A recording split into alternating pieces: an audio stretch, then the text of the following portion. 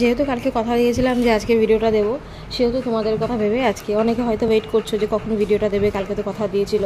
সকাল থেকে আজকে শরীরটা প্রচণ্ড খারাপ, তাও ভাবলাম যে চলো কোনো ব্যাপার না, তোমাদেরকে যেহেতু কথা দিয়েছি সেহেতু আমার ভিডিওটা দেওয়া উচিত। তো এই দেখো আমরা কিন্তু কালকে আমি যখন বলেছিলাম তখন কিন্তু আমি এয়ারপোর্টে ছিলাম, আর এটা কিন্তু এয়ারপোর্টে, আমি কিন্তু প্লেনে আমি ওপরে উঠে গেছি। আর এই যে ভিডিওটা আমি তোমাদের সাথে শেয়ার করছি সেটা প্রায় অনেক দিন আগেকারই ভিডিও, তোমাদেরকে আগেও বললাম। আর প্লেনের ওপর থেকে ছবিটা এত সুন্দর লাগে দেখতে, মানে ওপরে আকাশটা যে এত সুন্দর, আমি অনেক ভিডিও বানিয়েছি কিন্তু সব কিছু তোমাদের সাথে শেয়ার করা সম্ভব না, তো সুতরাং যেটুকু সম্ভব সেটুকুই করলাম। তো দেখতে দেখতে দেখো আমরা কিন্তু কলকাতাতে এয়ারপোর্টে পৌঁছে গেছি। আর কলকাতাতে যখন পৌঁছালাম তখন মানে সত্যি কথা বলতে যে এখানে তো অনেক লেটে তোমার হচ্ছে সূর্য অস্ত যায় যেটাকে বলে, কিন্তু ওখানে দেখলাম আমরা যখন গেছি তখন মোটামুটি অন্ধকার, এই সূর্যটা ডুবে ডুবে ভাব। তো যাই হোক এই কলকাতা এয়ারপোর্টে পৌঁছে গেছি।